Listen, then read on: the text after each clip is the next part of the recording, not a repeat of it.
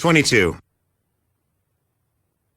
For our first big photo shoot with the new Blink-182 lineup, the photographer brought a bag of Speedos and pool floaties for us to use as props. Tom and I saw this cornucopia of embarrassment and our eyes lit up. Oh hell yes, this fucking rules. We fought for the skimpiest suit. Within seconds we were stripped down, goggles donned and snorkels ready, like two 5-year-olds at a water park. Hey mom, watch this! Travis looked us up and down and shook his head. What are you doing? He wasn't always into the more juvenile side of our band, but he bit his tongue and went along with it.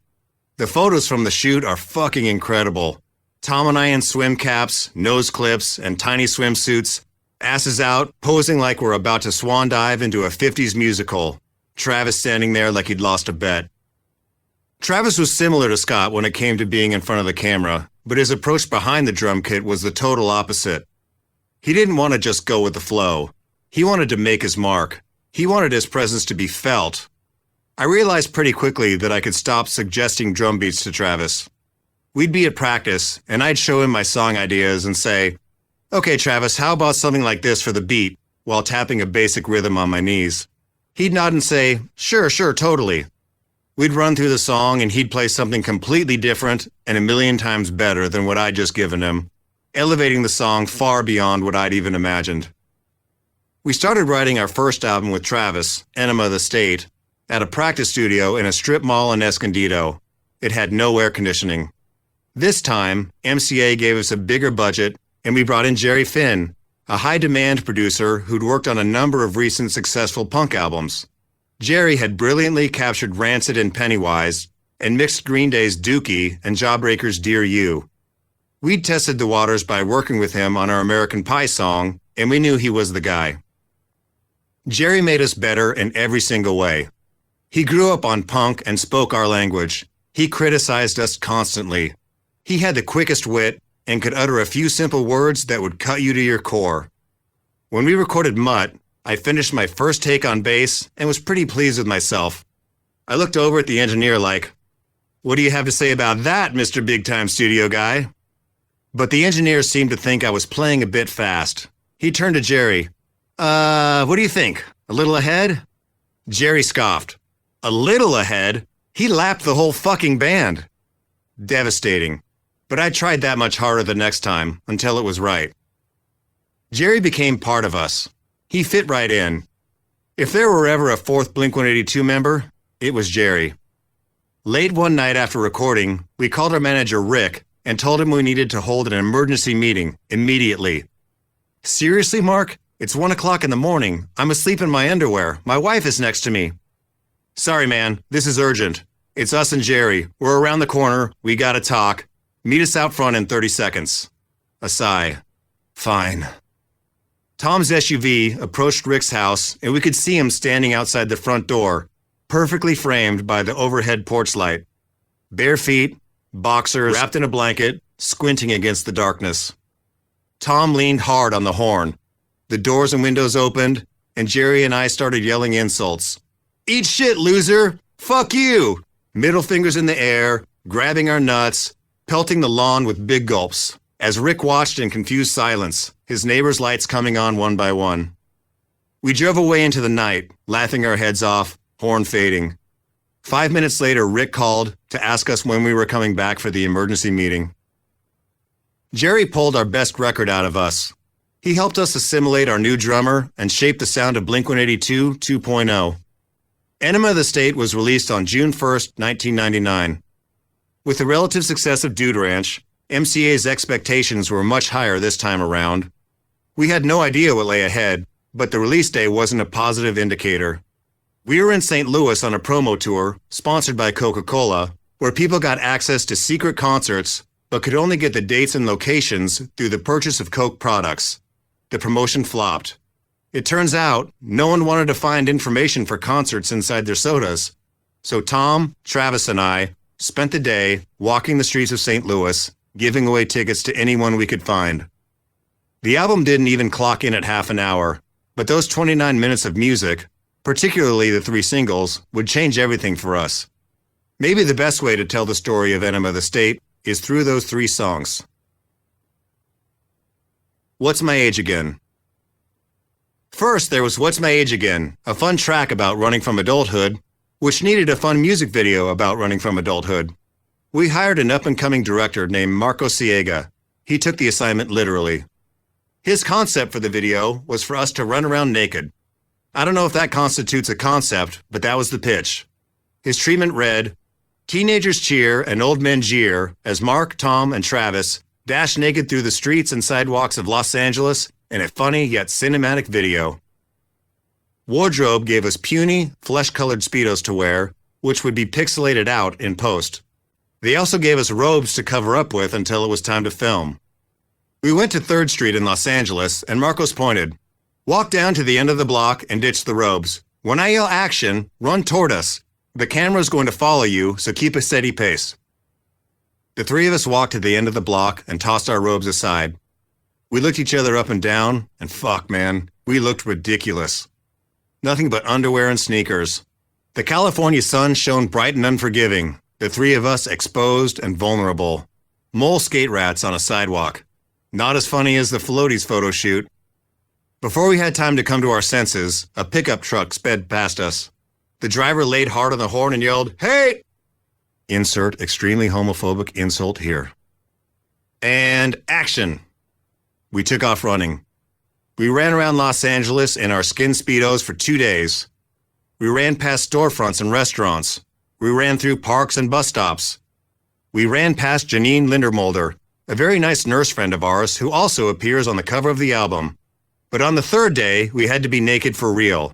Marcos wanted the final scene to be a slow-mo shot of us from behind, exposing our bare asses. We ducked down a side street. When the coast was clear, we sprinted down the sidewalk, junk flapping in the wind. We also spent a day being actually naked in a studio while filming our performance parts. It's a strange and uncomfortable feeling playing bass naked, surrounded by skilled professionals who all take their jobs very seriously. They're trying to get the lights and cameras exactly right so that we look decent while the three of us are rocking out nude. For hours. I did a naked cartwheel right in front of the camera. Just completely upside down, spread eagle. Dick everywhere. Gross. My deepest condolences to the editor who had to pixelate out our inappropriates.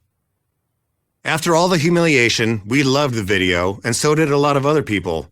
The song was released 6 weeks before the album and became an international hit. There were 2 major gatekeepers in music in the late 90s.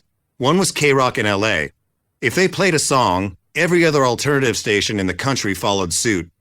The first time they played What's My Age Again, Jerry and I were in my Toyota 4Runner on a hot Hollywood afternoon, radio cranked up. DJ Ted Stryker announced our song on the air, and there it was. A song that we wrote in a sweaty strip mall in San Diego was playing on the most important alternative radio station in the world. Jerry and I laughed in disbelief. I yelled out the window at passing motorists, "I wrote this song!" I still feel that way. If one of our songs comes on the radio, I always have a "fuck yeah" moment. I haven't lost that excitement, and I hope I never do. The other major gatekeeper was MTV's afternoon music video show, Total Request Live. If host Carson Daly aired your video, it would be seen by millions of kids who'd just gotten home from school.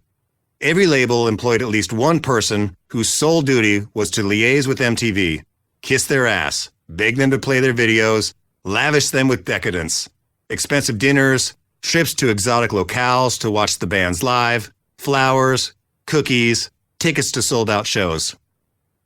Both TRL and K-Rock got behind What's My Age Again, and everything fell into place from there. The song hit the Billboard Top 100 list and stayed there for 58 weeks. But the success of What's My Age Again was a double-edged sword.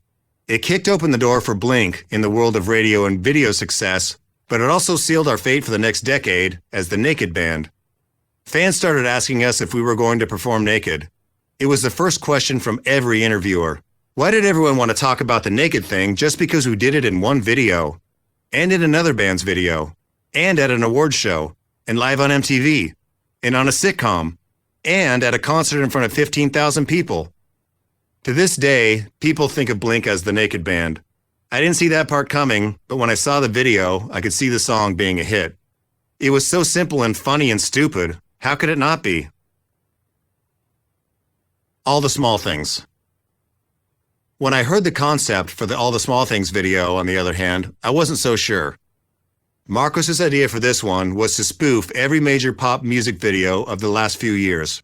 Wouldn't it be funny if Blink-182 recreated famous videos by Britney Spears, the Backstreet Boys, Christina Aguilera, 98 Degrees, and NSYNC? Everyone thought this was a great idea, but I didn't get it. I wasn't familiar with the videos we were parodying, and I figured our fans wouldn't be either. Everyone kept assuring me, it's going to be huge, people are going to love it. But I kept saying, no, it's not. Sorry, but I just don't see it. I think Tom understood it more than I did, or at least he was confident we could make anything funny. We could show up and be ourselves until we had a video we liked. So we learned all the dance moves and squeezed into the most ridiculous outfits. We did our best impression of a cute boy band, but we wore fake teeth and bad wigs. I twirled around in my underwear in an airplane hangar for what felt like hours. Anything for good footage. Go, Trig Boy! We wrapped the shoot after 3 days, and Marcos showed us the finished product. I still didn't get it. Everyone kept assuring me it was going to be huge, and I kept saying, no. I'm going on record as guaranteeing this video will flop. I was wrong. Really, really wrong. All the Small Things immediately blew past What's My Age Again and rocketed up the radio charts on MTV. It crushed alternative radio and crossed over into the pop world. TRL played it for almost 2 years. It took on a life of its own in pop culture, and to this day, it remains our biggest hit. Even more than 20 years later, it manages to find new life. The Colorado Avalanche used it as their fight song on their way to winning the 2022 Stanley Cup. It was in Alvin and the Chipmunks, the Squeakquel. I thought it was strange that it became a pop sensation, given that the entire premise of the video was poking fun at the kinds of artists that got played on pop radio. The very thing we were mocking was beginning to embrace us. It got even stranger when we traveled abroad and our image got lost in translation. When we went to Italy to promote the album, we were scheduled to appear on TRL Italia. They put us in a van at our hotel and drove us to the MTV studio in Milan. We pulled up in the town square, and they told us we needed to be escorted into the back entrance because there were some people waiting outside. The van doors flew open, and our publicists, we had those now, ushered us straight in. I took a glimpse back and saw a long row of police officers, linked arm in arm, leaning back as hard as they could to hold back hundreds of people who were pushing forward and screaming. I shouted over the noise, "What are those people waiting for?" "That's for you guys," our publicist said. We went upstairs to get ready for the show and found a balcony overlooking the square. We looked out over an endless sea of people. They held signs and posters with our names and faces on them. A few had bed sheets on which they'd written, "I heart Blink-182." After the segment, we were rushed back into the van, and these crazed fans chased after us as we drove away like we were the fucking Beatles. The driver sped down tight Italian streets to escape the mob. He turned a corner and slammed the brakes, narrowly avoiding a head-on collision with an oncoming taxi. We sat dead stopped, face to face with this car. The angry taxi driver leaned his head out the window and yelled Italian curses at us. "Che cazzo fai?" Then he froze. He looked behind us and his eyes went wide. All the color drained from his face. Within seconds, his taxi was surrounded by Blink fans pounding on the windows. I watched his car disappear, engulfed in humanity. When we headed to Bologna to play a festival shortly after, we experienced the same reaction.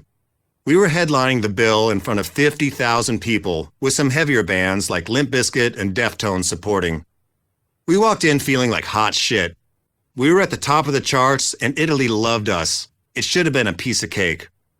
We took the stage, and I stepped to the mic. "Hello, we're Blink-182 from San Diego, California. We came a long way to play in front of a lot of Italian people. Hope you have a good time."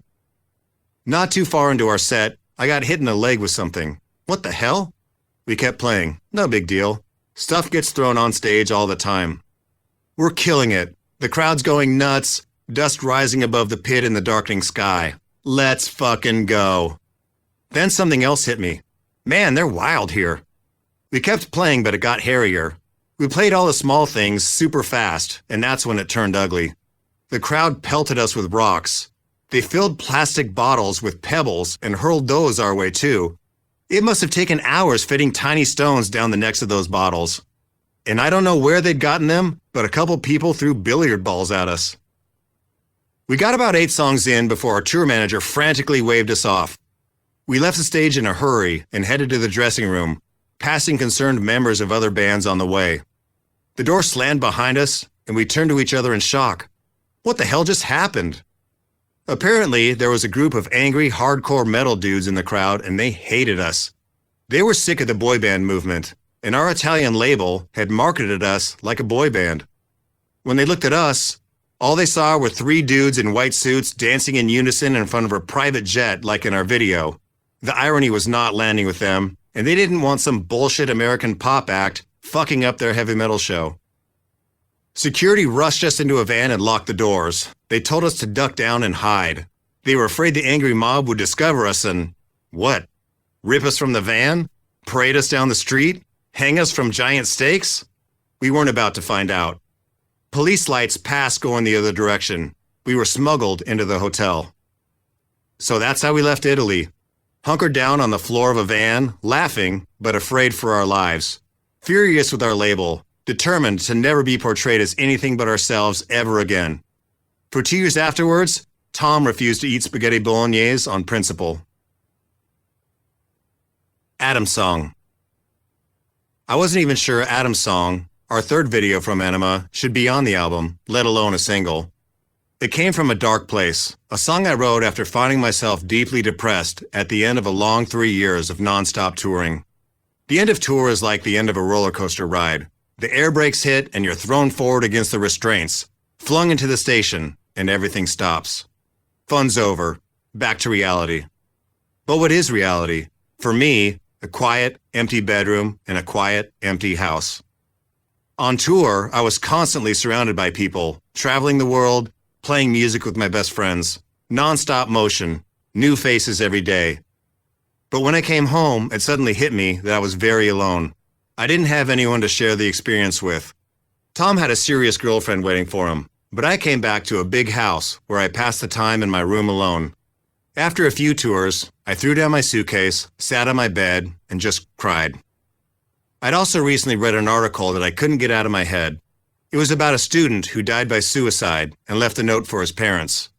It got me thinking about my mom and how she would react to the news that I was dead. I imagined where and how I might commit the act so no one would find me. I thought of all my memories lost in time, like the time that I spilled a cup of apple juice in the hall. One night, when I was at my lowest, I sat on the floor of my living room and wrote Adam's Song, the sound of the shitty guitar echoing off the hardwood floors. I didn't plan on showing it to anyone. I wrote it for myself, the lyrics more personal and immediate than anything I'd admitted before. Yes, I'm laughing and having the time of my life, but I've also wondered how much blood my bathtub holds. It felt weird to have an album full of youthful exuberance and chicks and parties with one song thrown in that makes you want to call a hotline. But after I played it on acoustic guitar for the guys, they all insisted it should be on the record. Adam's Song was our first big ballad. Adam's Song means a lot to me. It's a song I avoid singing and find excuses not to put into our live set, but it helped me immensely. Writing it made me face the reality that I was lonely. It helped to say it out loud. My weaknesses, my fears, my doubts. Tell it to the world, and myself.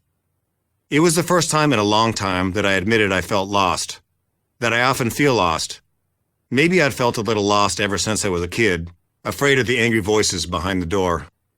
Whatever was going on behind the scenes of my everyday thoughts, it had grown more insistent that I pay it the proper attention, until one night it punched me in the gut. I put off tracking the vocals for Adam's Song for as long as possible. It meant having to push my voice even harder on a song I didn't really want to sing in the first place. I kept making excuses for why I couldn't do it. Finally, we'd recorded everything else, and I was out of excuses and out of time. Jerry and I had a running joke that I always had to track vocals with my sunglasses on. I don't remember why. I think we were making fun of our friend Dexter from The Offspring. I stood in front of the microphone with my sunglasses on, opened my mouth, and I don't remember what happened next. I was so nervous and scared that I left my body for 4 minutes. I wasn't paying attention. All I could do was step aside. Somehow, it worked. We ended up using almost the entirety of that first take on the final version. When it came time for a video, we wanted something a bit more serious. This wasn't a song we could run around naked to. Our label introduced us to Liz Friedlander, a director whose concept was so ambitious we had no idea how she'd pull it off. She envisioned us performing in front of hundreds of photos glued to a decaying plaster wall. When the camera zoomed in on a photo, it would open up an entire vignette, a story within the story. Liz came down to San Diego with a few photographers and shot thousands of pictures of us and our friends at our favorite places around town. Then we went up to a damp, dark parking garage in LA and performed the song in front of a wall in the basement. When we saw the first cut, we were floored. Liz created a brilliant, poignant, and visually compelling video that dovetailed perfectly with the sentiment of the song and its sense of loss and isolation. Truly something special. Like its two predecessors, Adam's song became a Billboard and MTV hit, but its success felt different from our other singles. People reacted more personally. I've seen "Tomorrow Holds Such Better Days" tattooed on countless limbs. To this day, fans come up to tell me the song saved their lives. Thank you. It saved mine too. Everything about Adam's song came together like a dream. Lightning in a bottle, a creation that felt beyond my ability as an artist. One of those rare moments where a song was always there waiting for me. I didn't overthink or second guess anything. I just got the fuck out of the way. Sometimes I look back and I miss that freedom and innocence. I wish I could get out of my own way more when I sit down to write songs. I wish I didn't have to think about everything that happened next. 23. Wait, hang on. Before we move on, I should probably go back to the 3 days we spent filming the video for All the Small Things, because something happened during that time that changed my life forever. The first day was August 4th. We were learning the choreography for our dances in Los Angeles at the 3rd Street Dance Studio, which, if I remember correctly, is a dance studio on 3rd Street. We'd put on ridiculous outfits from the wardrobe department, perform the song with the instructor, change into even more ridiculous outfits, and perform it again. If we thought we'd get a laugh, we gave it a try. Belly shirts, leotards, spandex, day-glow underwear, you name it, we wore it. MTV was there filming behind-the-scenes footage for a show called Making the Video, so we felt additional pressure to give them entertaining footage. The talent executive who had booked us was a woman named Sky Everly, who I was glad to see because I had a crush on her. Sky was smart and funny and powerful, and it's worth mentioning, smoking hot. I'd met her twice before, once in 1997 at the MTV Sports and Music Festival, and again earlier that same summer at the MTV Beach House in the Bahamas, where I fought for her attention while performing completely naked. So, we were familiar with each other, in that she had already seen quite a lot of my bare ass. Tom always tried to play wingman for me with women. When I say wingman, I mean Tom always tried to embarrass me in front of women. So, after one of the takes, he dragged me over to her. "Hey, Sky, my friend Mark here thinks you're cute. Any chance you'd go on a date with him?" "No thanks," she said without hesitation. "I don't date artists." Wow. Fucking ruined. But I understood. It's hard being a woman in the music industry. Everyone assumes you've got to where you are by fucking someone. She took her job seriously. I tried to flirt with her before, and she maintained total professionalism. It was one of the things I found attractive about her. But then she committed a fatal mistake, a crack in the armor. "Besides, he already has a girlfriend," she added. "He brought her to the Bahamas that one time." What a curious detail for a supposedly uninterested woman to remember that I had a girlfriend then. "So you're telling me there's a chance?" "Totally get it, no worries," I told her. "Here's my number anyway. In case you ever change your mind and want to talk or whatever, no pressure." She took my number, and Tom and I went back to grabbing dicks. Later that night, I went on a date with the actress Melissa Joan Hart. She and I had met at the Teen Choice Awards, and she must have found me interesting because she had her publicist reach out to my label's publicist to give me her number. Totally normal courtship. When we got on the phone, I played it cool. "Oh, awesome. Yeah, I'll be in LA shooting my new music video, so we should grab dinner after I rap." I thought I was so slick using this Hollywood industry jargon, but I doubt it impressed her. I was newly famous, but she'd been famous for years. Melissa and I went to a sushi restaurant in the valley. It was an awful date. She was very nice, but we weren't connecting. Everything in her life revolved around acting, and it was hard to relate to her about anything else. I'd ask what she'd like to eat besides sushi, and she'd say, "Well, I'm usually eating whatever catering provides on set." I'd ask what she likes to read, and she'd say, "Well, I'm usually reading scripts for work." And I'm sure from her perspective, all I could do was talk about music. We just weren't a great match. It was tough. After dinner, she took me to her house and showed me around. She had a beautiful place nearby with a view that overlooked the city and a huge hot tub. I thought she might be hinting we should get in the hot tub. I told her I had an early set time and I should probably get going. She dropped me back at my hotel. When I got to my room, I checked my messages on my cell phone. Sky had left a voicemail asking me to give her a call. I called her back, and some light pleasantries quickly turned into deep conversation. We talked about everything. We talked about where we grew up and what our families were like. We talked about our careers. We talked about our favorite albums. She liked more pop stuff and wasn't familiar with the underground punk bands I named. She liked rock music generally, though, and that was close enough for me. We talked for so long that the sun came up and we realized we'd talked all night. On set the next day, I kept trying to get Sky's attention, but she rebuffed me harder still. "We just spent all night talking and now you won't even look at me? What the hell?" Just an iron wall of professionalism. I filmed a scene that day where two sexy groupies flirted with me and poured hot wax on my chest. But after the camera stopped rolling, one of them kept flirting with me. She whispered in my ear, "I was just in Penthouse. Do you want to see my spread?" My bluff was called. As much as we joked about our dicks on stage and put porn stars on our album cover, in real life, we were just a bunch of kids playing rock star.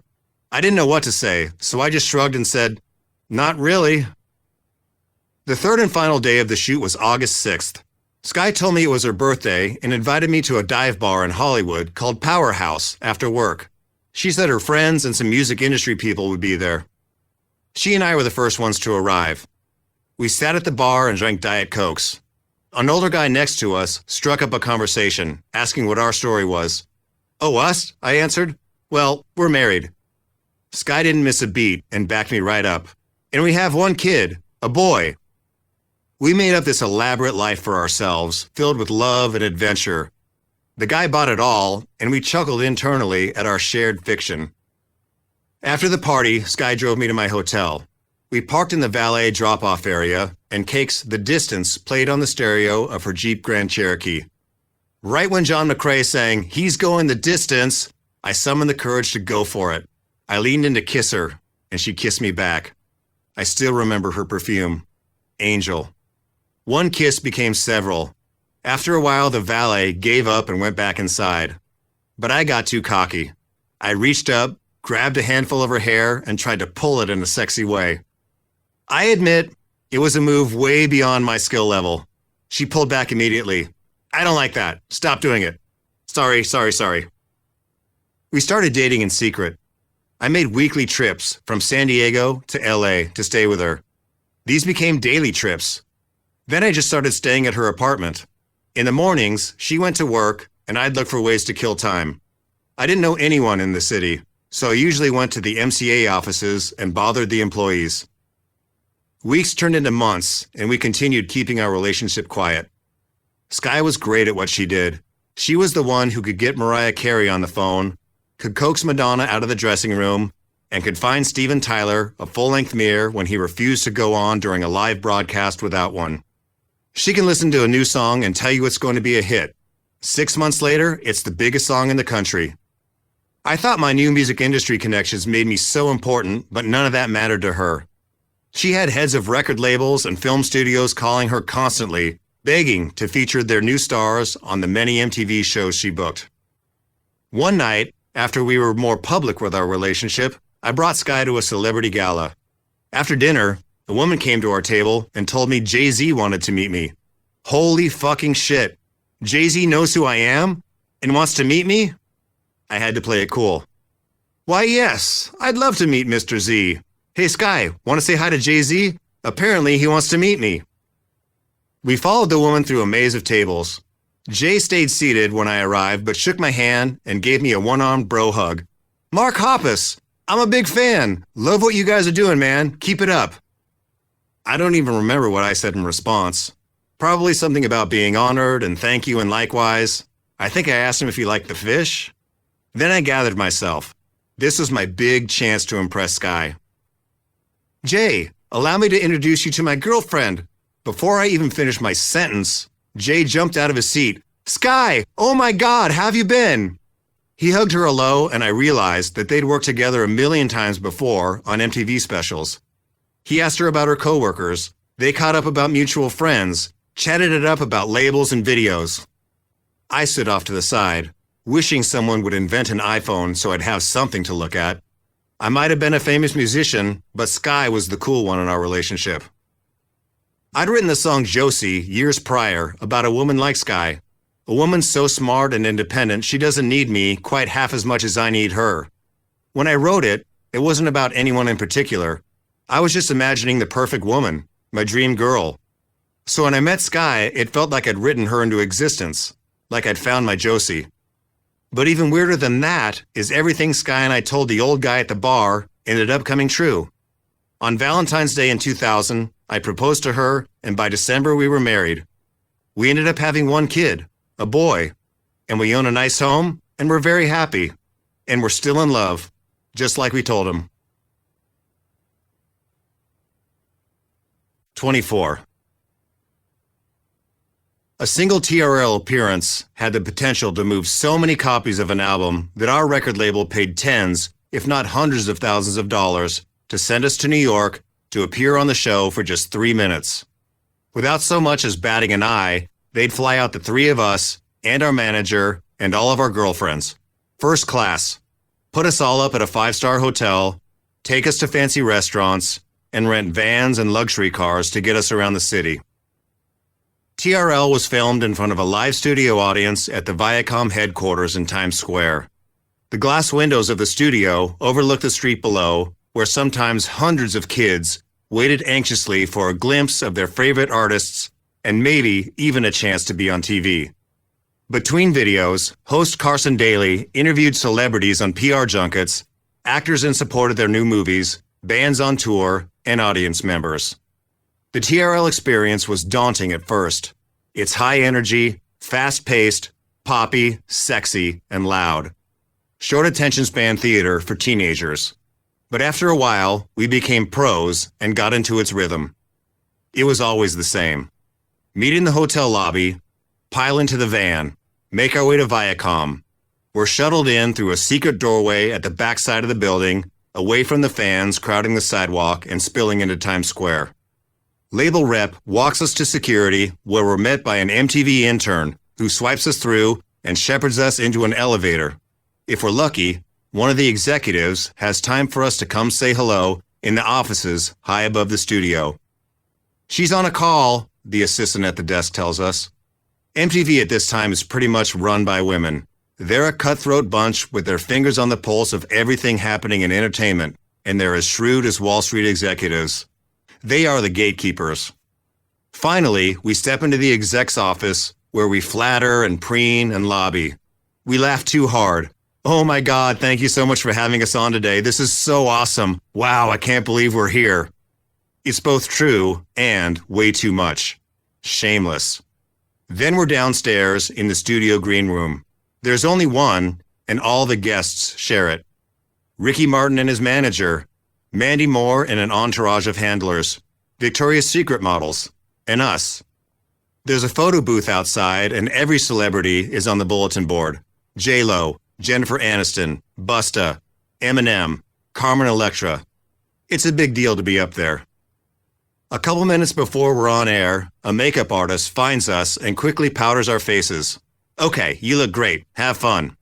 Then we're brought behind a large black velvet curtain. Carson Daly's muffled voice announces a commercial break. Wild applause, quickly dying out at the stage manager's signal. General busywork commotion by the studio crew. Someone sticks wireless microphones in our hands. 2 minutes, everyone! We're waved on stage. Walk past the curtain to applause from the crowd. Some of the kids turn to one another in utter shock that we're right there in front of them. Some turn to their friends and ask, "Who's that?" Carson greets us warmly. He was a DJ at K-Rock and has known us for years. He's also great at making everyone think they've been friends for years. He should be a politician.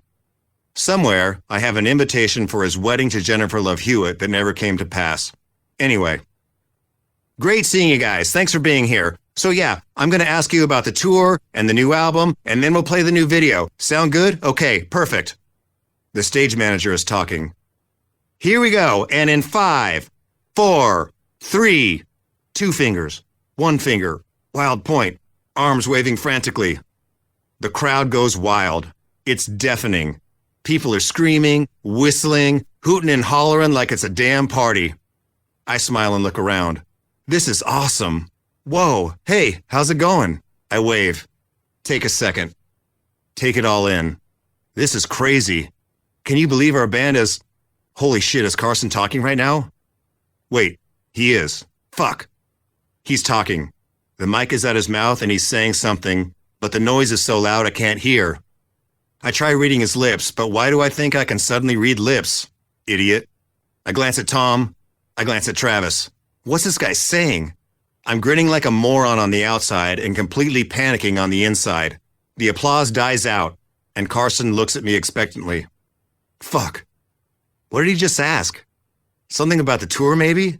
Stack page? What the hell does that mean? Oh, backstage. Ha ha ha. Why, yes, Carson, thank you for asking. Backstage. There's some things being lit on fire back there, some inappropriate showing of body parts, but it's all good fun. Ha ha. Nice one, shithead. Travis is wearing flip-flops, and Carson asks him about his freshly painted toenails. He says he had the nice makeup lady do them. Light laughter and applause. Then they cut to our video. People cheer, the place goes nuts, and then, suddenly, silence. And we're clear. We're done? Yep, thanks guys, that was really great, nice job, see you next time. Okay, 2 minutes, people! The label is ecstatic. And back we all go to California. They shipped us to MTV over and over and over again for these 2-minute spots for years. It was a mutually beneficial relationship. MTV loved our antics and we loved the cameras. I rode a BMX bike naked through their studio. We rang in Y2K with a New Year's Eve performance there. Our songs were in their top 10 for so long that they were retired and we received awards. Slow motion shot of us laughing while champagne pours and dollar bills fall from the sky. And then someone invented YouTube and the fun was over. 25. All the Small Things got nominated for an MTV Video Music Award. The VMAs were a huge event at the time, watched by millions of people around the world. I got to Radio City Music Hall early to take it all in like a tourist in this world of fame. I stood outside the entrance with my camera and took pictures of the celebrities as they arrived. Eminem got out of a car and I took a picture. Christina Aguilera got out of a car and I took a picture. Then Tom got out of a car and that wasn't as interesting. We sat in our dressing room and waited for the show to start. We felt nervous and out of place. Our door flew open and Puff Daddy burst in. Oh shit, I'm sorry. I didn't know anyone was in here. I was gonna take the champagne from this fridge. You mind? What do you say when Puff Daddy asks to take your champagne? That's right. You stand there awkwardly until he shrugs and walks out with it. We took our seats in the theater. Dr. Dre and Steven Tyler announced the nominees for the first award, Best Group Video. Destiny's Child, NSYNC, Red Hot Chili Peppers, Foo Fighters, Blink-182. Time slowed down. Holy shit, what if we actually win? I hope we win. Wait, for real? You actually care if you win? It's an award from a TV channel. Do you really care that much about an award from a TV channel, you poser? Fuck yeah, I do. It'd be so cool to take home an award. What would I even do with it? Maybe I'll give it to my mom. Do they let you bring the award on the plane, or would I have to check it with my luggage? Hold on. Did Dr. Dre just say our name? Oh my God, he did. I kissed Sky, and the three of us bolted up the steps to collect our Moon Man. We got up there, and I immediately planted my elbows on the podium to claim the entire space. No one was going to do the thank yous but me. We took our award and went backstage, where our friends and girlfriends hugged us. Then we had to get ready for our performance, which I was also nervous about. Not only were we playing for a theater full of famous people, there were millions of viewers tuned in at home. We'd hired a troupe of little people to perform all the small things with us. They used the Rockettes' dressing room to get ready. Before the performance, I swung by to say thanks and tell them how much we appreciated them making the trip. I walked in and they were completely trashed, partying harder than anyone else in the building. Puff Daddy had nothing on them. Pizza stuck to walls, beer cans everywhere, a bona fide rager. Apparently, they'd gotten so drunk on the flight over that the airline had complained. But, true professionals, they pulled themselves together by showtime. They jumped on trampolines and swung from wires and rode scooters across the stage, while fireworks exploded in the background. And, being in Radio City, they of course paid tribute to the Rockettes with a long kick line. Sky and I headed to the after party at Rockefeller Center for a bit, but I didn't know anyone there, and neither of us really drank. So we did a lap and left early, while Tom and Travis stuck around to bask in the glory. When Sky and I got back to the hotel, she suddenly fell ill. Soon, her vagina exploded. The doctor who treated her in our room had a more technical explanation for it, but what I heard was her vagina exploded. Back home, everyone asked what it was like gallivanting around New York City with Britney Spears and Jennifer Lopez, sipping the finest champagne and clanking our moon men together. But Puff Daddy had our champagne, and I spent the night watching Sky on the floor of our hotel room moaning, "Oh, I think I'm dying." 26. They asked how we wanted our set designed, and we didn't know what that meant. They asked us again, and we still didn't know. Set design? You know, the lights and the background and all that. What do you have planned for your stage plot? We'd never had to consider any of this before. We'd always just shown up, set up our equipment, and played, hoping someone at the venue would run a cool light show for us. For larger shows and tours, we printed backdrops to hang behind us and thought that was all we ever needed. You're telling us we have to figure this stuff out now? When we toured Dude Ranch, we comfortably headlined large clubs and theaters. Most had their own lighting rigs and house engineers. But with the success of Enema, we could now fill amphitheaters and arenas. This required a larger operation. Semi-trucks filled with lights, sound equipment, props, dressing room cases, and sometimes even our own stage. And with the larger stages came more decisions and more things to consider, like set design. People came to us with different ideas, and, new to the whole concept, we went with the first pitch that sounded cool. The entire stage looked like a drive-in movie theater. The show started with a black and white film projected on the screen behind us. We were surrounded by what looked like the backs of classic cars. The size of our crew expanded as well. We'd always traveled pretty light, just guitar, drum, and bass techs. Maybe a sound guy. That was it for us. Now we had an entire team assembling the elaborate set and running the show each night. Carpenters, lighting technicians, riggers, production managers, new faces we didn't recognize.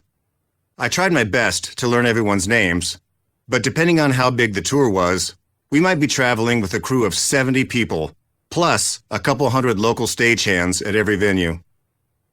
Blink was growing so fast it hardly seemed real.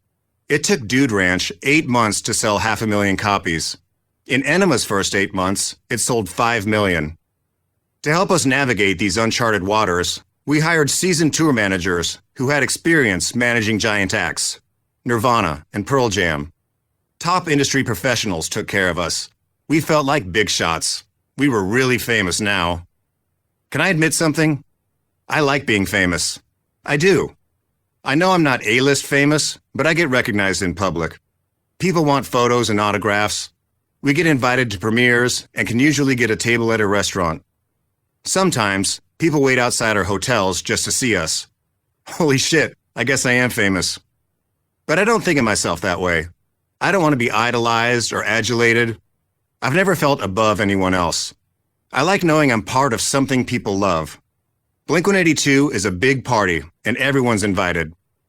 Some celebrities put on a persona, but I don't know any other way to be but myself, for better or worse. But fame has its downside as well. When we started getting recognized, people took pictures of us wherever we went. Not with us, of us. On a day off in Cleveland, we ate at the Hard Rock Cafe. Halfway through the meal, we noticed a woman and her daughter at a table nearby, taking photo after photo. We tried ignoring her, but she kept taking pictures and pointing us out to other tables. We felt like zoo animals. Our security guard approached her and said, "If you don't mind, ma'am, the guys are eating with their girlfriends right now. They'd be happy to take photos with you or sign an autograph after they finish, but for right now, do you mind allowing them to eat their lunch in peace? Thank you." The woman stood up, got right in his face, and shouted, "You can't tell me what to do, little man." She proceeded to cut him down to size and take as many photos as she wanted. He returned to our table, stripped of his soul. He slumped into the booth and stared down at his chicken fingers, too emasculated to even make eye contact. "She said no," he whispered. To this day, we still call him Little Man. At first, none of us even wanted to hire security. Who needs it? It felt self-important. But we were running into instances that proved it wasn't a luxury, but a necessity. Another time, we were playing in Ohio. Travis and his girlfriend ventured to Taco Bell for lunch before sound check. Security wasn't with them, and a couple of smartasses started talking shit as they left. Travis took exception and let them know. He broke his hand in the ensuing fight. We had to bring in a fill-in drummer, Phoenix TX's Damon De La Paz, for a good part of the rest of the tour. Our security team wasn't hired just to get us in and out of places, but to keep our fans safe as well. We didn't want a repeat of those barricade melees from the club days where bouncers mercilessly beat on kids. We were playing to 15,000 people a night now and wanted to make sure all those people were safe. Sometimes you've got to hire security to watch the security. Fame is weird. Some people don't know how to act around you anymore. Like Fat Mike, for example. Since that first day on the Warped Tour, NoFX had always been cool to us. But as we got bigger, we heard about Mike talking shit about us on stage at their shows. To be fair, Mike talked shit about a lot of people on stage. It was sort of his thing. Some of his targets you could tell he genuinely didn't like. But I always figured he was teasing us because we were friends. NoFX even wrote a song around this time, Fun Things to Fuck If You're a Winner, that mentioned us. Fuck a Muslim, fuck a Jew, fuck fans of Blink-182. Mike came to one of our shows around Enema at the Oracle Coliseum in Oakland. Tom and I were hanging out with him backstage, but when he went to say hi to Travis, Travis called him out. "Fuck you, man. You're cool to our face, but then talk shit about us behind our backs and in interviews? If you're going to be our friend, be our friend. But if you want to talk shit, then leave us the fuck alone." Mike actually respected that move and has been cool to us ever since. Except when he talks shit. We also took a lot of shit from the snobbier punk rockers who thought that because we had a hit record on a major label, we weren't punk enough. We were never punk enough. We were Fisher-Price punk to them. But we were still doing what we always did, playing shows and having fun. The mainstream came to us. And sometimes us doing what we always did was a new experience for the uninitiated. From our perspective, it was hilarious to see the effect we were having on young fans. Parents brought their kids to our concerts because they'd heard all the small things on pop radio. We'd get on stage and make the same crude jokes about dicks and boobs we'd been making since we started the band, and we'd see those parents grab their kids by the wrists and swiftly haul them out of the place. We were not the cute pop band with a song in the Charlie's Angels movie they'd bargained for. When our star took off, we were duty-bound to bring our friends along with us. I love how the punk rock scene supports itself. If it hadn't been for Pennywise, the Vandals, Lagwagon, 7 Seconds, and other established punk bands taking us on the road, we would never have had a chance. Having those bands open for us later on huge tours was our way of paying it forward. Maybe someone sees What's My Age Again on MTV, comes to a show, and discovers Bad Religion. To me, that was what punk rock was all about. We're all building this thing together. When the bigger paychecks started rolling in, I played it safe. I bought a house in Carlsbad, and that was about it. Nothing outrageous. From day one, I've taken a cautious approach with money, because you never know what's around the corner. Sure, I play in a popular band now, but who knows what will happen tomorrow? I could get cancer and never tour again. Tom was a bit looser with his income. He bought a house and some nice cars. But Travis is the true rock star in our band. The way kids dream of living if they ever won the lottery, that's how he lived. He bought a mansion in Corona that was the type of place made to be featured on MTV Cribs, and in fact, he did end up on Cribs, showing off his 500-gallon fish tank, Andy Warhol paintings, and a driveway full of cars. He had a classic Cadillac and a custom Denali monster truck that was so tall it had a stepladder to get inside. He built a gigantic pool in his backyard with waterfalls, caves, and slides. It wasn't in a gated community, so people used to walk right up and knock on his front door or hop his fence. Whenever I think back to this enema period, I imagine a mafia movie, specifically the second act. The second act of every mobster movie is always the most fun. Everyone's on top of the world. Nothing can touch them. Doors open wherever they go. People kiss their rings and do any favor they ask. No one ever stops to worry what might be waiting for them around the corner in the third act. Life is too good to worry about how they might end up stuffed into a car's trunk or hanging in a meat locker. This was Blink-182 at the turn of the century. We were unstoppable. People loved us. It felt like we could do no wrong. 27. I'd like to pause here and take a moment to personally thank Richard Simmons. When Blink got asked to perform All the Small Things on The Tonight Show with Jay Leno, I invited my dad to the taping in Burbank. Mom had always been very supportive of the band, maybe to a fault. One time, when we were filming a performance for MTV, I pointed her out to the crowd and said, "Hey, that's my mom right there. She gives great blowjobs. Give it up for my mom." The crowd applauded her, and she couldn't have been happier. She ate it up. No pun intended. Dad was a little more skeptical of my musical career. He was the one who told me to have a backup plan when I quit college. I'd tell him about selling out a venue and feel like I was a kid at the park, yelling for the attention of a dad who never looked up from his newspaper. "Hey, Dad, watch this." "Uh-huh, that's great, Mark. Good for you, buddy." As the band got bigger, though, my dad noticed hints that his son was getting famous. Co-workers were suddenly asking for autographs for their kids, but I could tell he still wasn't convinced I'd done the right thing with my life. So I hoped being at the Tonight Show taping and seeing it with his own eyes might win him over. We crammed into our dressing room before the show, eating the complimentary snacks.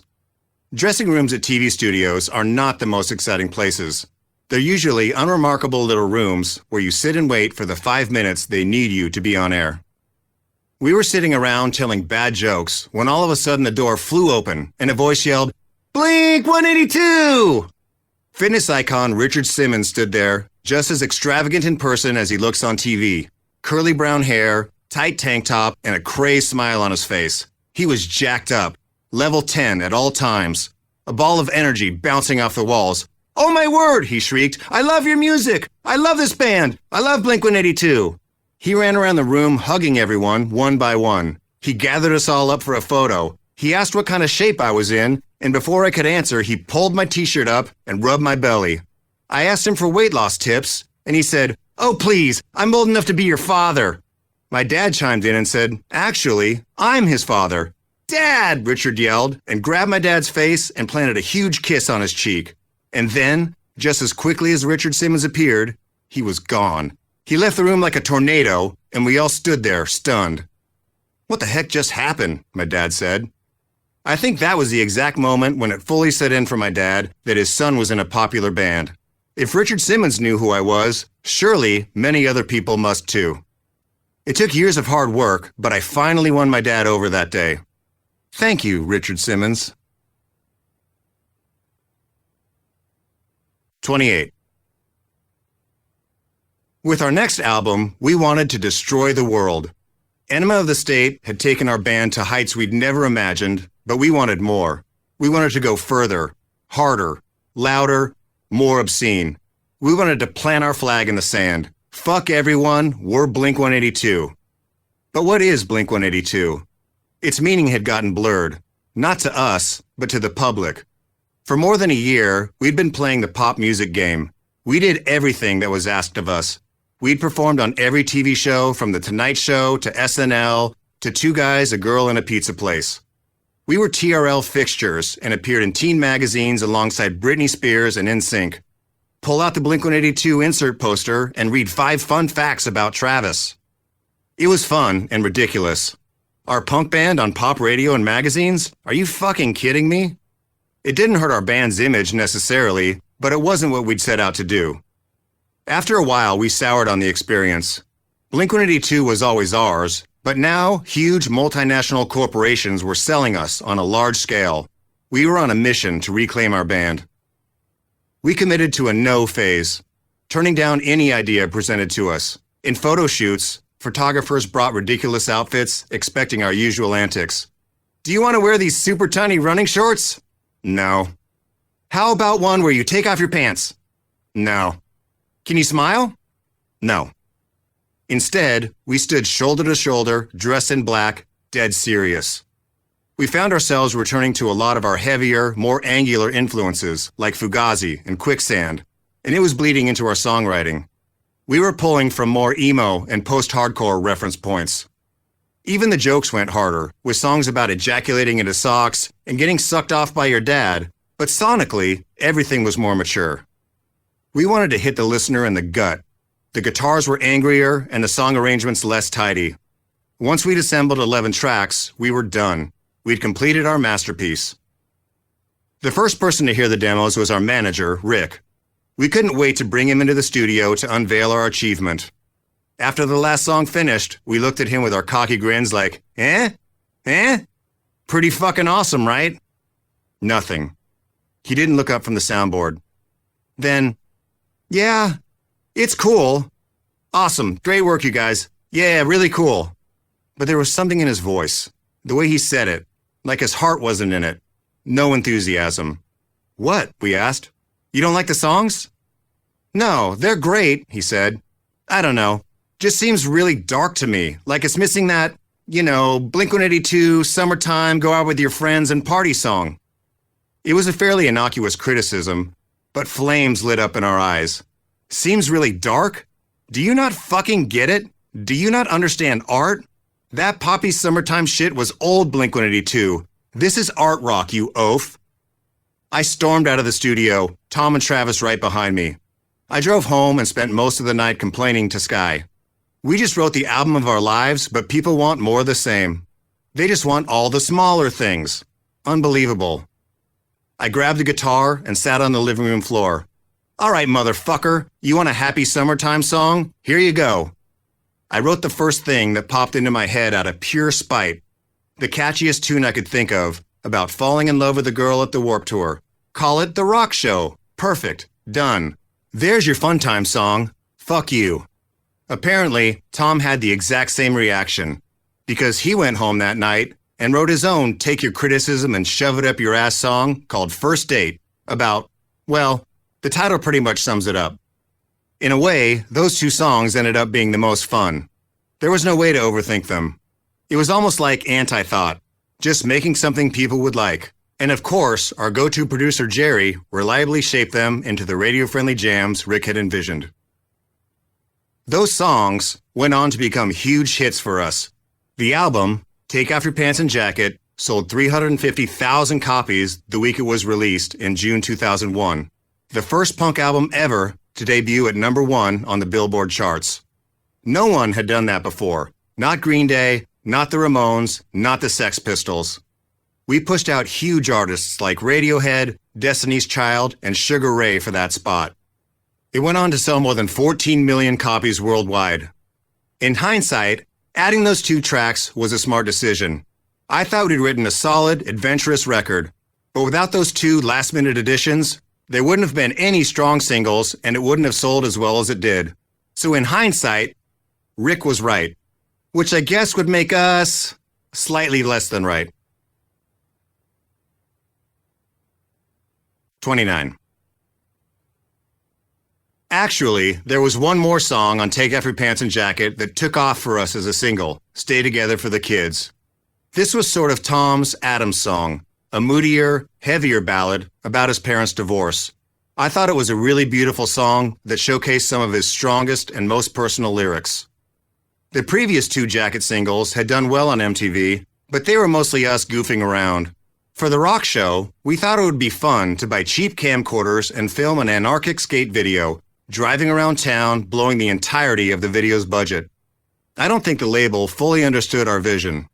So, we're gonna give you $250,000, and what are we gonna get back from this? A video where you guys go around acting like dicks, wasting the money? And I said, yes, correct. That's exactly what you're gonna get. Thanks so much. Bye. In the end, that is what they got. 3 minutes of us throwing cash out the window, paying people to shave their heads, and dropping a convertible from a crane. We thought we'd made the Casablanca of punk videos. This was the year after Jackass had premiered on MTV, so naturally, the channel loved what we'd done. When the label saw how well it did, they didn't argue with Tom's idea to dress us up as the Bee Gees at a water park for the subsequent video for First Date, which was the most fun anyone ever had filming a video. But we wanted to make a statement with Stay Together for the kids. It had to be special. Money was no object. The label gave us a giant budget to have Sam Bayer direct it. Sam was this hyper-confident, big-shot LA director who had made a ton of iconic 90s videos. Nirvana's Smells Like Teen Spirit, Blind Melon's No Rain, and the Cranberries' Zombie, among a million others. On set, he had a special parking space with a tent over it so his yellow Lamborghini wouldn't sit in the sun. The treatment had us performing inside a suburban home while it was being demolished, a metaphor for a broken home and a family falling apart.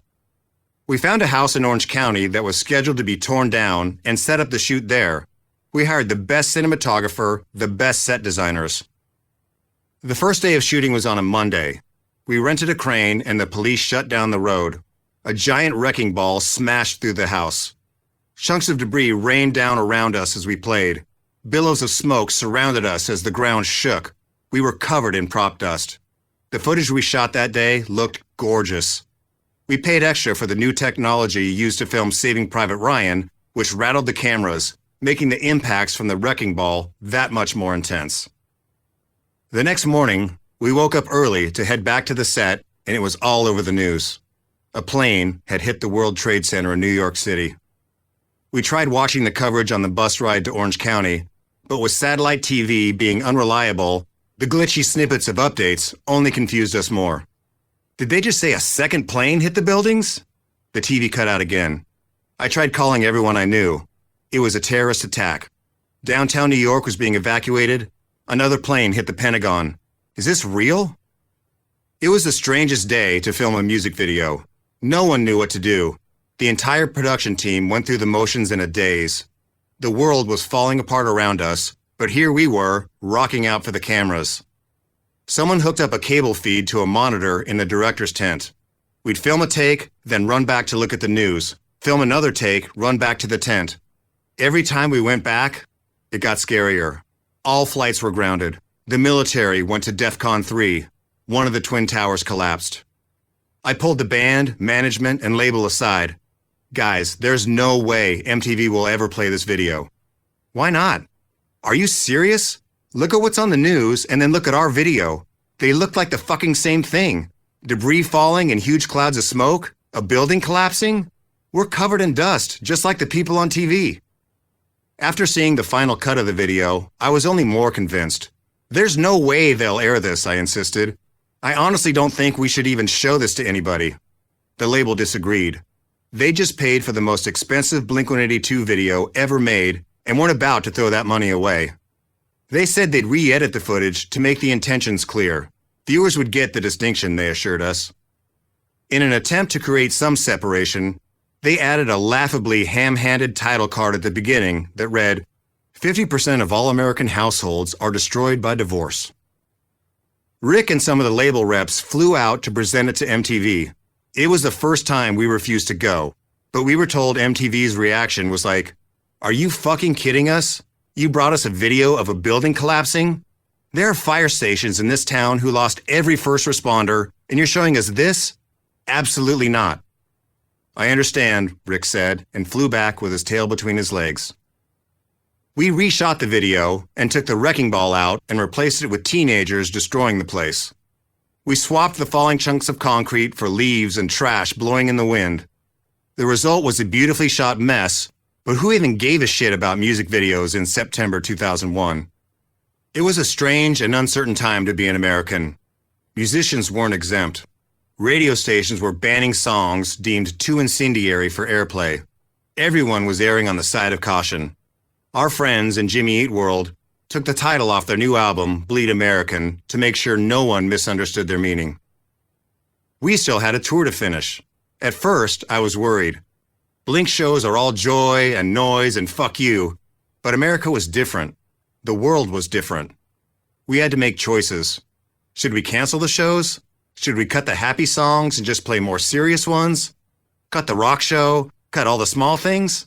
Nah, that's dumb. Fuck it, if we're touring as Blink-182. When we came out for the encore, I wore a Superman costume, and Tom, shirtless and wearing Dickies shorts that were 6 inches too long, waved an American flag. Fuck you, we're still here.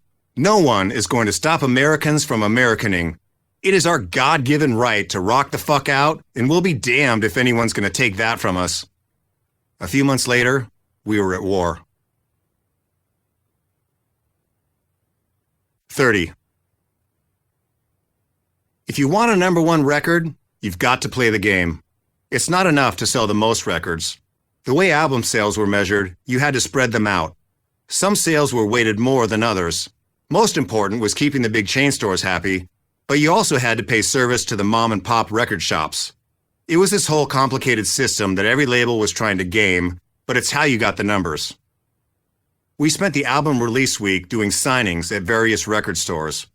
We'd wake up at a hotel, hop in a van, get dropped off at a Tower Records somewhere, sign Take After Pants and Jackets CDs for a line of fans for 2 or 3 hours, then load back into the van and head to a CD world in another state. This, by the way, was in between doing press interviews and performances on Letterman. The days were long, repetitive, and exhausting. By the last day on the East Coast, we were wiped. We'd been going for almost 18 hours. Our hired driver picked us up after our final signing to take us back to our hotel in New York City. Just a couple 100 miles until we could relax. We all tried to catch a nap on the way, but the van kept slowing down on the highway and down, almost to a full stop, then jerking forward and speeding off. Cars around us honked and flipped us off. It went like this for several miles. What's going on? Our security guard, Little Man, was in the front seat and asked the driver if he was feeling okay. "Yeah, I'm fine," the driver said. "Why? What's wrong?" "I don't know. You're just driving really erratically." "I'm fine," the driver snapped. But he continued driving like a maniac. "All right, pull over," Little Man finally demanded. "Let us out right here. We'll catch a cab back to the hotel." But the driver wouldn't pull over. "Absolutely not," he said. "I was paid to get you all back to the city. I can't let you out. No one's getting out. Pull the fucking van over, now." The driver wouldn't do it. Little Man grabbed the wheel and tried to force us to the side of the road. The two started fist-fighting as we sped 60 miles an hour across the bridges over the New Jersey swampland. "Let go of the fucking wheel! Pull the fucking van over!" This went on for a while until we finally pulled over on solid ground. Little Man turned off the ignition and threw the keys out the window and into the grass on the side of the road. The cops pulled up behind us and we explained what happened. They told the driver to take off and leave us alone. Thank God. To this day, I have no idea what that guy's deal was, but at least he was gone. But wait, how do we get back to the hotel now? We were stranded on the side of the road and God knows where. We walked to a toll booth and called a car service to pick us up. That's how we ended that week, tired, confused, and waiting at a sketchy toll booth somewhere on the outskirts of New York City. But hey, at least we had a #1 record. 31. Another scary thing happened at one of those in-store signings. It started when we were recording the album. Sky and I were living in a new house after getting married.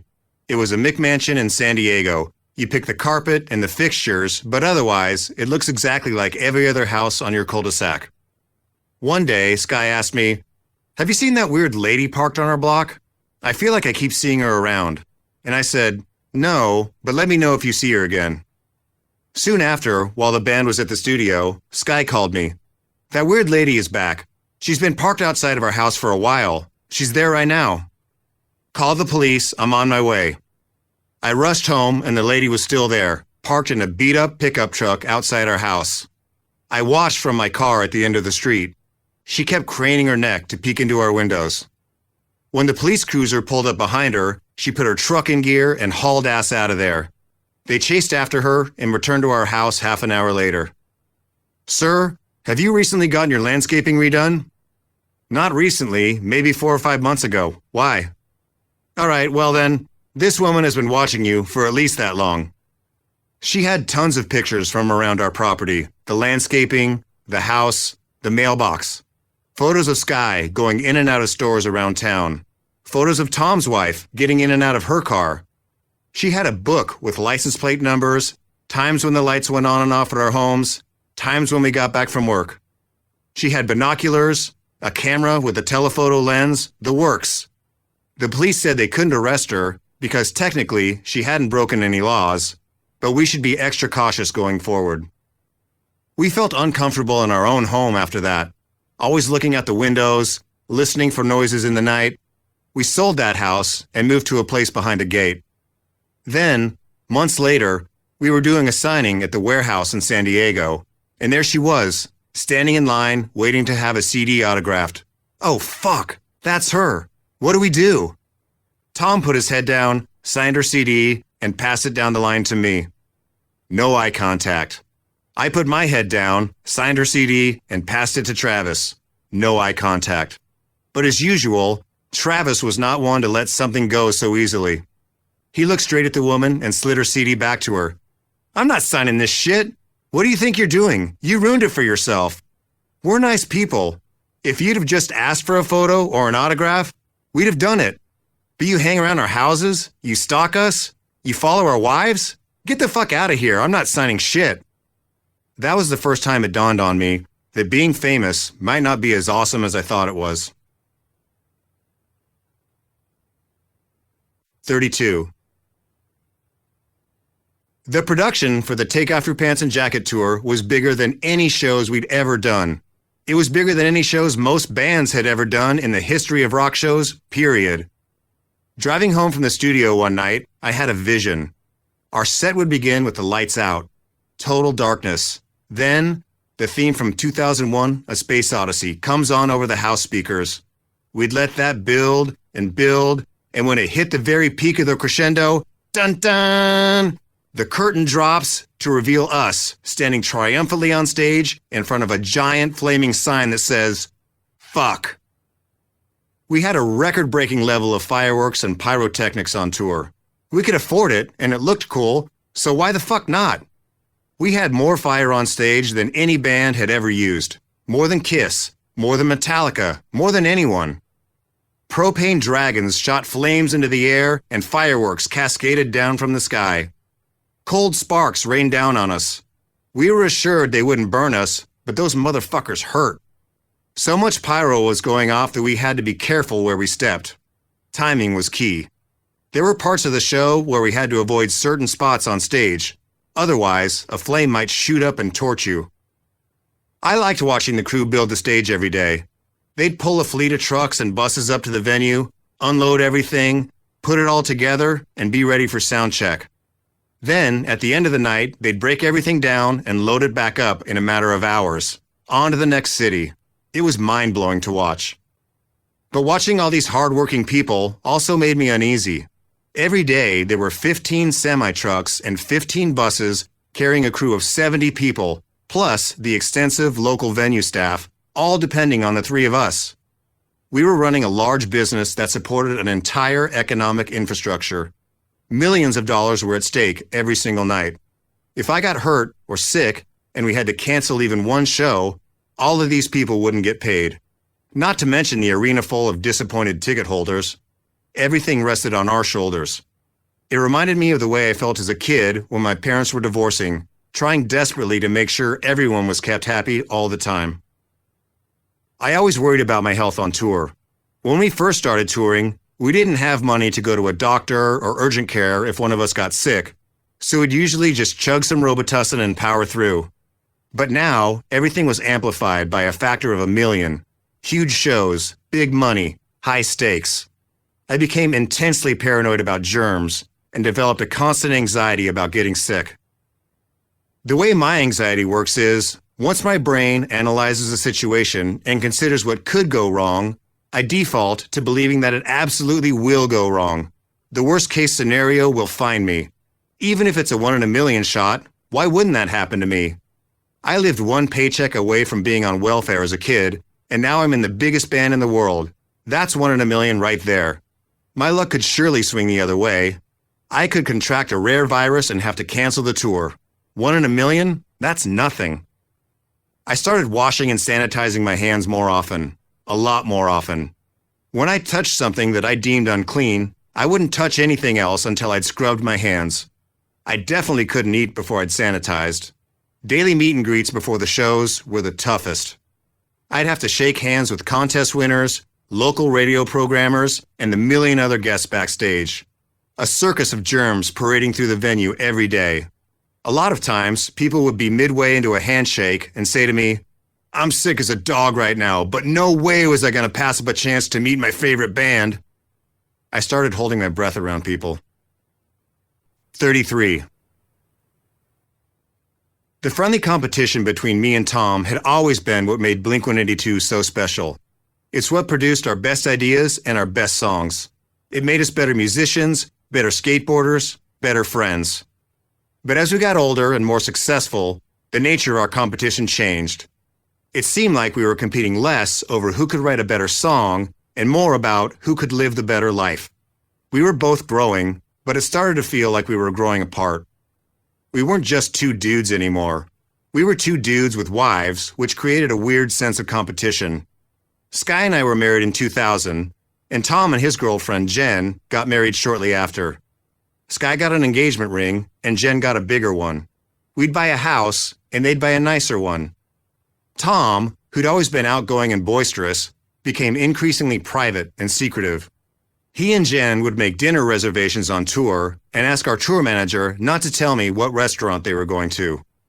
Sky and Jen both found out they were pregnant within weeks of each other, and a maternity race ensued. It started to feel like there were unspoken animosities and grudges building between me and Tom, beyond the healthy one-upsmanship we had on stage. Our chemistry felt amiss, tainted, and I hated it. I wondered if Tom was still my friend, if he even still liked me. I tried to keep a positive outlook and chopped it up to fatigue. After a year of touring on Take Off Your Pants and Jacket, we were all burned out. It wasn't just promoting this one record. We'd put a decade of our lives into Blink, and it was starting to catch up to us. Tom especially. He kept telling me how much he was looking forward to our time off and how much he needed a break from playing in a band, from playing music at all. He was going home to sit in his backyard late at night and watch the skies for aliens. While we were on a long break, mutual friends kept asking me if I'd heard the new music Tom was so excited about. I hadn't. New music? What were they talking about?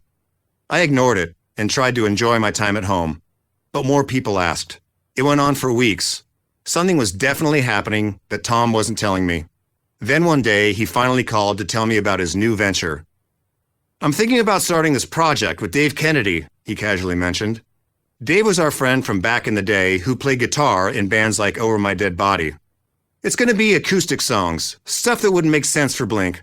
I don't even know if I'll release them or not, but I just want to do it for fun." This struck me as strange. It had never occurred to me to do something musically outside of Blink. I always had it in my head that your band is your band is your band. No matter what, your band is your family. Even if Tom wanted to take some hard left turns creatively, we could make them work in Blink. Even if it didn't sound like a typical Blink song, all music we created together was Blink music by definition. After all, we'd just taken our boldest musical jump with Take Off Your Pants and Jacket, and it proved to be a huge hit. It was also strange to me that Tom claimed he needed a break from music, yet he had apparently decided that in his time off, he was going to write more music. But whatever, Tom's a grown man, and I can't tell him what to do. If he wants to go off and play acoustic guitar with his friend, great, have fun. I didn't get it, but it wasn't mine to get, so I let it go. But then I started hearing more rumors through friends. Someone would ask, "Is Travis playing in Tom's band now?"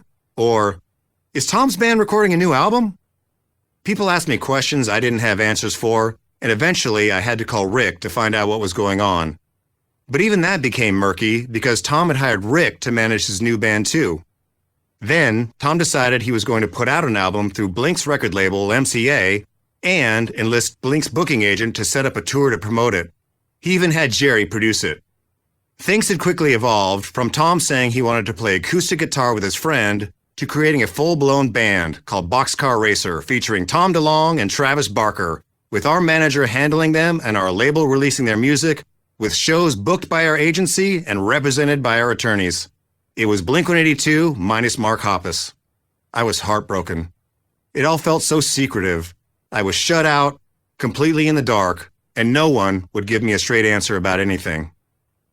In the middle of all this, Blink was asked to play The Tonight Show again. The president of our label came to watch us perform and visited us backstage. He took Tom and Rick into the corner of the green room where they separated themselves and held a private meeting. The three of them whispered, while I sat alone with the deli meats.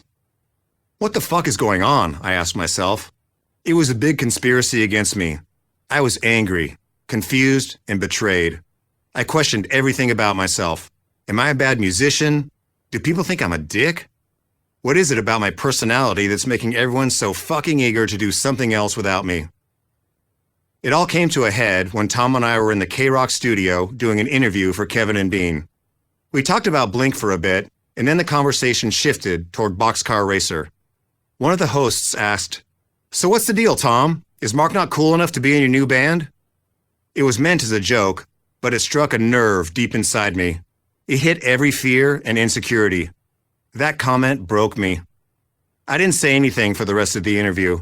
The second we were off air, I rushed straight back to my car, drove home to San Diego, and unplugged my phone. I left it off for 2 days while Tom and Rick tried reaching me. I was livid, indignant, righteously incensed. I wanted to scream and scratch people's eyes out. I was bottomless. Eventually, Tom got a hold of me and I laid into him. "This is so fucked," I said. "You said this was you and Dave Kennedy writing acoustic songs. This is everything Blink-182, everything except me. How did you think I'd feel?" "Come on, man, it's not like that," he defended. I said, "How's it not like that? It's not supposed to be like this. We're a band, man. It's fucking weird." He tried to calm me down and assured me he never intended for any of this to happen. Boxcar Racer was just an idea that snowballed faster than he expected. Then he asked me to sing on one of his songs, which threw a wrench into my tirade. On one hand, I was opposed to the idea on principle. No fucking way, I'm not co-signing this band. If you wanted me to be a part of it, you would have asked a long time ago. I wanted to watch it all burn to the ground while I laughed maniacally. On the other hand, if I was involved, at least in a small capacity, I wouldn't feel and look like a complete outcast. And, despite it all, I wanted to support Tom and Travis and Jerry. They were my friends, and they wrote my favorite music. Ultimately, I agreed, and contributed vocals to Elevator. It's a good song on a good record that nearly brought down our band. Tom and I came to an understanding about Boxcar Racer, but the chemistry we had in Blink didn't feel the same. The message to me was clear. Tom thought I held him back from greatness. It didn't feel like we were best friends trying to conquer the world together anymore. 34. Blink-182 and Green Day, two of the biggest bands in rock, together at last on the Pop Disaster Tour. 3 months of giant shows in arenas throughout the United States and Canada in the spring of 2002, with openers Jimmy Eat World and Saves the Day. We were gonna kick the world in the dick. We idolized Green Day. They were punk pioneers. But in recent years, Blink's popularity had eclipsed theirs. Green Day's crowds were dwindling while ours were still growing. We had a #1 album while they were releasing a greatest hits compilation. As surreal as it seemed, Blink was the bigger band. Even though it was billed as a co-headlining tour, we closed every show for a reason. Tours that big are a nightmare to put together. Lawyers, managers, and agents, all nitpicking every detail of the contracts to keep all sides appeased. The band's names had to be the exact same size on t-shirts and billboards, that sort of thing. Planning the production was a huge part of it. Shows need to build to a climax. The first band gets a certain amount of the sound system and lights. The next band gets a bit more, and the headliner is responsible for going all out and bringing it home. As such, We'd worked it out that Blink would be the only band who got to use pyro on stage. This was all arranged weeks and months in advance, and we were finally ready to go. Then, on the drive to the first show in Bakersfield, our manager called me and said, "By the way, Green Day wants to do pyro on tour." I said, "What? No. Rick, we've already worked this all out. They can do other stage gimmicks, but pyro belongs to us." He said, I already told them they could." What the fuck? It felt like a last-minute power move by Green Day that Rick just lay down and took. Another item Green Day had written into their contract was that they wouldn't go on until sunset. In a lot of towns, we were playing outdoor venues. The sun set around 8 p.m., but civil twilight lasted another 45 minutes. Since there was still some light out, Green Day waited backstage, refusing to go on until it was pitch black. And once they finally took the stage, they didn't cut their set short, which could push our start time to almost 11 p.m. Some areas have noise curfews. Shows have to be over by midnight or you'll be fined thousands of dollars. Some places won't even fine you, they'll just pull the plug. So we would have to cut our set short. It made no sense. During the day, frontman Billy Joe Armstrong and bassist Mike Dirnt were the kindest, coolest people, but then as set time rolled around, the mood switched. After it happened twice, I went to Billy and explained why Green Day needed to start somewhat on time. "Right, I totally get it," he said. "Sorry about that. Won't happen again." But then the next night, it happened again. I got the sense that Green Day fucking hated that they'd been reduced to opening for us. It must have been a difficult pill to swallow. There was a lot of tension on that tour. Some nights we drank together like old war buddies. Other nights I got into screaming matches with their manager in the hallways. Green Day absolutely smoked us on a lot of those shows. It was obvious from the first night that they'd come for blood. They were on top of their game, working out before shows, lifting weights, jumping rope. They marched on stage and their set was tight, meticulous, rehearsed, choreographed to the point where I could mouth along with everything Billy said between songs. We realized we had probably taken our hit record status for granted and had grown complacent. We had to up our game, fast. We were headliners, and we needed to deserve it. The fight was on, and the party, and the fight. We needed to play harder, be sharper, put on the better show. Ego clashes aside, we had a great time with Green Day on that tour. Mike was always very welcoming and cool to us off stage. Billy brought his wife and sons along, and they were always backstage playing baseball or skateboarding. His wife gave Sky some helpful maternity advice. Only a few days in, Sky realized that being pregnant on tour absolutely sucks, and hightailed it home. Drummer Trey Cool was the one who was always a bit leery of us. It was a territorial thing. I think he was jealous that Travis continuously upstaged his role as Punk's best drummer. We'd also brought our San Diego friends in a band called Cut You Up to open, and it was fun seeing the tour through their eyes. They were stoked to play for a few people trickling into the venue as the show started. They became tour mascots, always down for pranks or backstage mayhem. We filmed their antics and released it as a video called Riding in Vans with Boys. Billy loved them. They spent long hours after the shows partying and lighting off fireworks together. One night, while shooting pool, Billy dared guitarist Chris Cote to get branded with the end of a red-hot pool bridge. Billy held it while everyone heated it up with lighters. Chris pulled down his pants. Billy smashed the hot bridge into his butt cheek. Chris screamed. The skin peeled and blistered. It smelled like charred meat, burning scabs. The night ended with us explaining to the paramedics how Chris torched his ass to a crisp. I still don't know how Green Day felt about doing that tour with us or why they agreed to it in the first place. We keep asking for a rematch and they keep refusing, but we're always friendly when we see each other. They're the rival gang across town who we both despise and respect. Trey later said in interviews that Green Day saw the tour as an opportunity to show us up and reclaim their place on the throne. After the tour, Green Day went home and wrote their next album, American Idiot, which ended up being their biggest success and their first to hit #1. I did that. That was me.